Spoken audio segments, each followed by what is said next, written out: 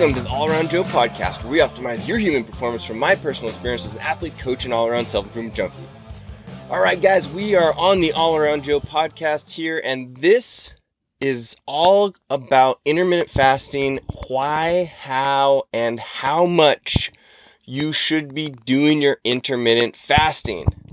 So I actually recorded this podcast yesterday, but having had a little bit of time away from it, I decided to re-record it because yesterday I woke up and I had really bad sleep. So if you are the type of person that doesn't let your body sleep as much as it wants on a regular basis, you might want to try that because that's how I roll. And so I can tell when I am just not feeling great because I didn't have good sleep. We ended up having to sleep on a side neighborhood street, just with cars driving by and whatnot, because we couldn't find a campground for some reason. A lot of places will shut down or close the gate on campgrounds after dark, so you can't self-register, which really is a bummer because sometimes we roll in at night and there's no camping that we can have, and the streets you're not supposed to technically sleep in your car. So you're like, what am I supposed to do? So we do stealth camping, which means that we just pull into some neighborhood, put the shades up, and hope that nobody knocks on our door. And that's what we did. But for whatever reason, I have a really hard time sleeping when that happens. And that was the case the other night. So I decided to try and record this podcast so I can give you guys some better content, a little more energy into the podcast, and a little bit more of a directed thought process. So what we're going to do is we're going to talk about intermittent fasting. Like I said, why you'd want to do it, how you want to do it, and how much or how often you want to do it. But before we jump right into that, this podcast is brought to you by the Get Better Project, which is my at-home or on-the-road, hardly any equipment needed program where you can do daily workouts that are exactly the workouts that Emily and I are doing. You can get coaching from myself. You can get nutrition coaching. It's all included in the Get Better Project. All you have to do is head over to getbetterproject.com/getbetter. And if you want to get better starting today, you just sign yourself up and we'll get you rolling. So the daily workouts go all the way from body weight only to just you need a couple dumbbells to all the way up to full gym stuff if you want to rock out with a full gym. This podcast is also brought to you by Blonix, which is my go-to creatine product. I keep getting back to this product because it is so good. I just can't get enough of it. So I highly recommend that you go to Blonix.com, use the code AllAroundJoe, get yourself some HMB plus creatine. I get products sent to me all the time from all kinds of companies, and this one I just continue to buy because it is that much better. So I recommend, and I definitely agree with the fact of paying more money for a better product, and that's what I believe Blonix is, and that's why Blonix is bringing this show to you today. So head over to Blonix.com, use the code AllAroundJoe to get yourself 10% off. Okay, let's jump right into the content of this podcast. I also have some really good links and things that I used when I was doing research for this podcast at the show notes. So if you go to allaroundjoe.com/220, you can get to the show notes and the links of other professionals. So if you're looking to deep dive further into what we're talking about today, then head over to allaroundjoe.com and put 220 at the end and you will get to the show notes. So first things first, what is intermittent fasting? Intermittent fasting, also called time-restricted eating, mostly by Dr. Rhonda Patrick, which I highly recommend that you guys have her on your radar, is the practice of limiting the amount of time that you are eating per 24-hour period. Most commonly, when someone refers to intermittent fasting, they are talking about either an 8 and 16 split. So you would eat for 8 hours, and you would not eat or fast for 16 hours. Or the other popular one that you would hear is a 10-14. So you would eat for 10 hours, fast for 14 hours. Now, it could be anywhere in between, and obviously it's not always going to be perfect, but those are the common time frames that people are using for what is called intermittent fasting. Okay. Technically, intermittent fasting is usually going to be without any calories in that fasting window. But we're going to talk a little bit more about that later. Like, should you have coffee? Should you have amino acids? Should you have butter in your coffee? Is that going to break your fast? So bulletproof style coffee. So we'll get into that a little bit, but the benefits that they've found with this type of fasting are enhanced weight loss, which most of our population is looking for. Increased energy via your ability to use fat as energy. So essentially you're burning body fat, producing more ketones. Ketones are cool. If you haven't read about or haven't listened to my podcast on utilizing ketones for energy, you should do that. Autophagy, which is really, really cool stuff. What that means is basically when your body replaces some of the less productive parts of the cell. So cleaning up cells has been shown to increase immunity, suppress tumors, and much more. So it's a really good thing. Basically, your eating shuts down autophagy. So when you are eating, you have this autophagy shut down, so the cells are not cleaning themselves out.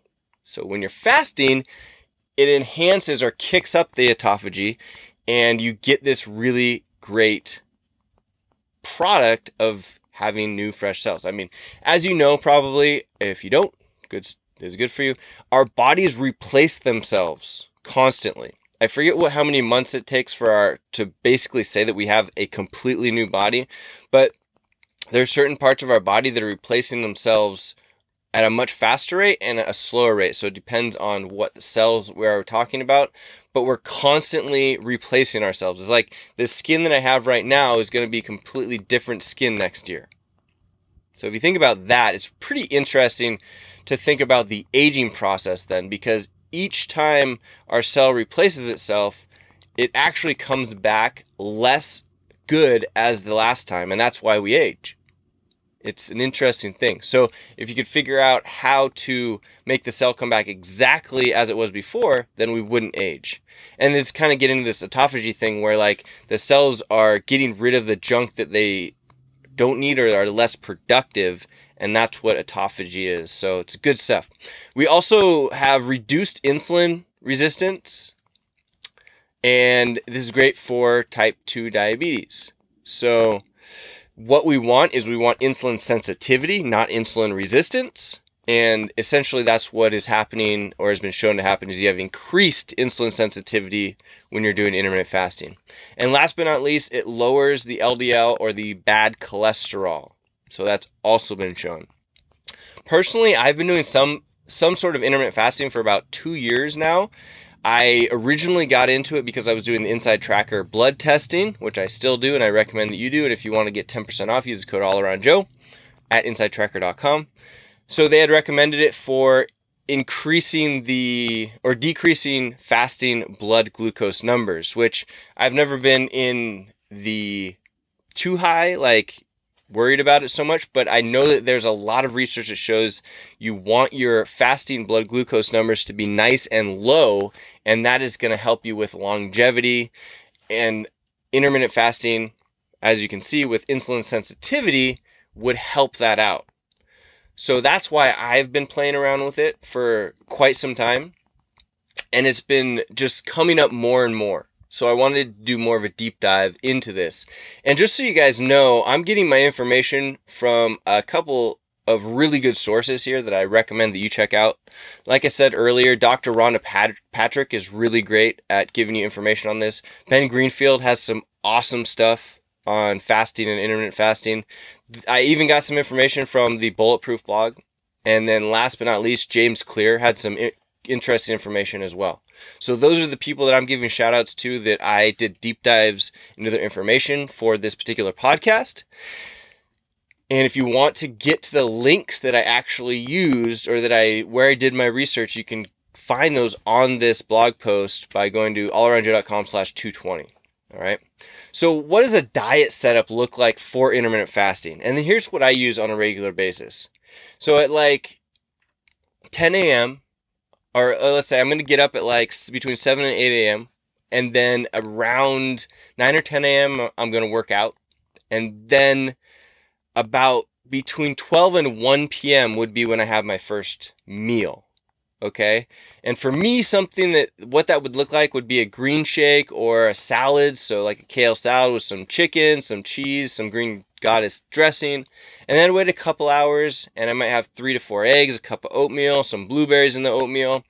And then I would wait a couple more hours, so around 5 p.m. I might have some more protein. Could be, for me, it's usually not lean beef, but for most people that don't have issues with iron, I would definitely recommend doing some sort of lean, organic, grass-fed beef, some sweet potatoes maybe.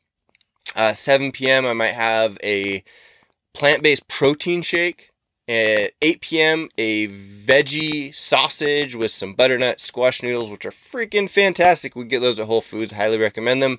With some goat cheese and some marinara sauce. We usually get Rouse marinara sauce just because the ingredients list is really good. So you put those things together, that's a great meal. And then at 8:45, I might have a perfect bar. And that would be what it would look like. So I'd be going from like either 12 to 8 or from 1 to 9 p.m., depending on when I decide that I want to eat. And I've also found that the best way to do this is to not do it constantly. So I had about a 6 or 9 month period where I did it every single day. Okay. And I found that if I were to take breaks 1 or 2 times a week and like have breakfast and eat at different times and do some refeeding type stuff, it gave me better results. So I recommend doing that rather than trying to do this 100% of the time. So know that you can have like your cheat day and you just throw everything out the window during that particular day. I do recommend, though, trying to stick with this 8-hour window. I think that worked better for me, or has worked better for me, than the 10-hour window. So shorter rather than longer for the eating period. And the hard part then becomes getting in all of your calories and your macronutrients, so proteins, fats, and carbs, in that particular time frame. So if you're the type of person that's looking to lose weight, that's great. Although I've found that if I have not enough time, it's harder for me to get let's say like enough protein in that particular window. So it becomes even more important to track it with something like MyFitnessPal to make sure that you're getting close to those needs. Because I know if I don't have enough protein, like let's say I only get to 100 grams of protein because I didn't track it that day, but I ate until I was satisfied, then I don't have the strength when I'm in the gym. So it actually takes quite a bit out of what I'm trying to accomplish. Which means that you're going to have to track in order to make sure that you're hitting close to your macronutrient goals in this limited time period. Makes sense, right? So some really interesting studies that I found while I was doing this research is Dr. Rhonda Patrick cited a study that said women who have had breast cancer who ate in a 11-hour window, so actually a bigger window, right? But they were still intermittent fasting versus not intermittent fasting, had a 36% reduction in breast cancer reoccurrence. So it's showing that maybe this autophagy thing had something to do with cells coming back stronger, not as much opportunity with the junk in the cells to produce the cancer, something that's pretty interesting. The coffee thing. All right, so typically what we'll say is with intermittent fasting, the calories are what's going to break your fast. Although if you deep dive into what Dr. Rhonda Patrick is saying, she's saying that the caffeine in the coffee and the coffee in and of itself will technically break the fast. But in going deeper into the research and reading about what other people are saying, if you're trying to go strictly for longevity, you may want to not have coffee in your fasting window, okay? Because you're going to get an increased, I believe you're going to get an increased autophagy signal, so your cells are going to come back better.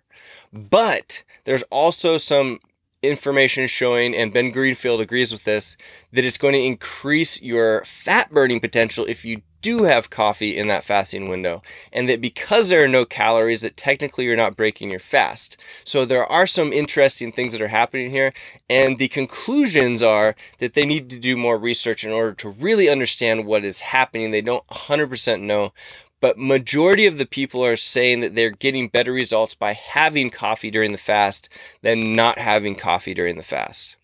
As far as putting things in your coffee like Bulletproof because they're a company, they say that, and I'm just saying this because they are a company that sells stuff like bulletproof coffee, so fat in your coffee, they are all for having that during your fasting period. But all of the research that I've read and listened to says that that is false, and that's actually breaking your fast. So then you're going into something that's more of like either just a ketosis diet if you're not having carbohydrates, or maybe like a carb backloading thing. It's not technically intermittent fasting. Sorry, Bulletproof guys. But they did have a bunch of good information on their website, which is why I'm citing them here. So is it intermittent fasting if you have creamer or any kind of calories in your coffee? No, it's not. You need to have just black coffee. But just black coffee can actually enhance the intermittent fasting. Okay, so there you have it. Also, with the amino acid thing, technically if you're having the amino acids, it is going to also decrease the effectiveness of the intermittent fasting, and technically there are calories in your amino acids, so you would not be able to have those and be intermittent fasting. That being said, if you're getting up and doing a whole bunch of really high intensity or just like high volume cardiovascular stuff in the morning, you may want to have those instead and break the fast earlier in order to get the benefits of the amino acids, to recover faster, to build more muscles, all that fun stuff. So you just have to weigh this out. And maybe you're just doing that 2 days a week, but you're doing the full intermittent fasting 5 days a week, and then you're getting the benefits of all of it, which is what I am trying to do and which I recommend doing. I don't think that doing anything super strict all the time is the best way of doing it. All right. So there's the amino acids for you. Oh, before I forget, if you are a shift worker, there was some really interesting stuff that I found here, and I highly recommend that you deep dive into this. So shift worker, like people that work nights or have inconsistent schedules. I know that I have a lot of people close to me that do that, so I hope that you're listening to this podcast. They were showing, or there's a lot of information showing that because you are a shift worker and because you have eating at an inconsistent time frame on a regular basis, that has been shown that it might be the reason for this increased cancer risk and things like that, increased disease risk, because we're not getting the proper autophagy and the cleaning of the cells that you should have. So what I would highly recommend based off of what I found was that if you are a shift worker, like let's say that you're a firefighter and you work these 24-hour periods and sometimes you have to get up in the middle of the night and go to a fire or an emergency, I would still try and keep your eating schedule. So that would mean that you would be in a fasted state even if you got up in the middle of the night, because that has been shown to keep that autophagy going. So let's say that you're just going to hold on to eating from 12 noon until 8 p.m. Even if you were in the station and you had to get up at 2 a.m. and do some hard physical activity, you would not eat until it came back around. You could have coffee, whatever, and that's going to mess with your sleep and all that fun stuff, but it would keep the cell autophagy, so cell regeneration, healthy and moving forward from what I understand. So really good information there. I hope you guys will take that to heart and either do more research on it or just start keeping that window consistent so that your bodies are going to stay more healthy. And this weird thing about eating, how it goes, turns on and off that cell autophagy. And there's a couple other factors that get turned on and off, but it seems to be much healthier to stick with that consistent window of eating and not let it spread out more than 1 to 2 days a week. Okay, there we have it. All right, so another thing, Ben Greenfield fasting schedule is really interesting, so I want to bring that up. So what he does is a daily 12 to 16 hour fast. So he's kind of moving in and out, right? Not the same all the time, probably depends on the activity level. And then 1 to 2 times a month, he does a 24-hour fast, which has also been shown to be very beneficial for you. And a 24-hour fast, what most people think of as taking a whole day off, but really it's much easier than that. What you would do is, let's say you did it on the weekend, you would eat all the way up until, let's say, 8 p.m. And at 8 p.m., you would stop eating for a 24-hour period. But 24 hours is going to be 8 p.m. on Saturday night until 8 p.m. on Sunday night. So then at 8 p.m. on Sunday night, you would have food and you could have that dinner. So it's much easier than you think of having, you know, from taking Saturday off completely after you eat Friday night and then eat Sunday morning. So he does that 1 to 2 times a month, and then 4 times a year does a fasting mimicking diet, the FMD, which is what Emily and I have done before, and we're going to be doing again after Thanksgiving here. So if you guys are interested in that at all, let us know, or head head over to allaroundjoe.com, do a search for fasting mimicking diet, and I've got all kinds of information on that there. So really interesting, good stuff. It's a 5-day fasting mimicking diet, so you get to eat some food, but it's going to give you the same benefits of actually doing the full water fast, but a little bit healthier for you. So I thought it was interesting that Ben works those fasting things into his regular schedule like that. Intermittent fasting or fasting differences for men and women has been shown that women do better if they have food before they're working out. So if you are a woman and you like to work out in the morning, you might want to have food in the morning, then work out, and then have your fast begin later in the day. So you can do this intermittent fasting at any particular time. I personally like to have it with missing my breakfast meal, but you could do it missing your dinner meal as well. And men have been shown to not really matter. So they can do fasted AM workouts and it doesn't really bother them or change their hormonal system too much. But women have been shown to have a better time with eating beforehand or eating earlier on, which if you're, a male-female couple and you are trying to do the same diet, this can be problematic, but it is what it is. And you can try different things and see what works for you. So working out while fasting, the best thing to do or the most beneficial is, obviously you can do whatever, change it up, try different things, but the most beneficial has been shown to avoid glycogen depletion while you are fasting. What that means is you could do long, slow distance type of cardio, you could do explosive stuff, but you want to stay away from that like 8 to 12 repetition bodybuilding style training. So you could do, 1 to 5 reps, really heavy stuff. You could do, the cardiovascular running or, riding or whatever, and that works as well. Basically just staying away from the glycogen burning. But like I said, I would do that and I would try it different times, but I wouldn't have it be my mainstay. And this is just what studies have shown to be most effective while you are in your fasted state. Okay, guys, that is it. That is what I have for you. I hope that you take this information, and if you have questions, put them in the show notes at allaroundjoe.com/220. This stuff has been very beneficial. I definitely recommend that you do it. I have been doing it for a while, and like I said, you don't do everything like 100% of the time. It's best to do it in and out, but try it for yourself. Everybody's a little bit different, and like I said, let me know if you have any questions because I'm full of information on this right now, and I really appreciate you listening to this podcast. If you haven't done so already, hit the subscribe button, and we love it when you give us reviews. Every 5-star review that we get helps us to get our podcast out to more people, and I'm trying to get to 100 5-star reviews on iTunes. We are getting there one person at a time. If you're watching this on YouTube, make sure you hit the subscribe, turn on your notifications, and I will be coming at you once a week or more with these videos.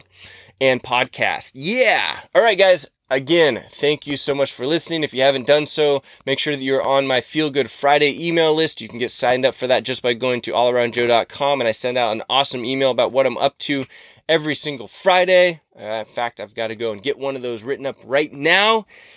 Whew! All right. And if you want to get daily workouts from the Get Better Project, head over to thegetbetterproject.com and sign up today. We'd love to have you.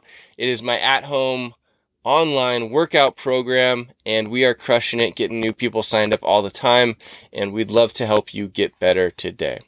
All right, I will see you guys soon. The All Around Joe podcast, where we optimize your human performance from my personal experience as an athlete, coach, and all-around self-improvement junkie. I will see you on the next one.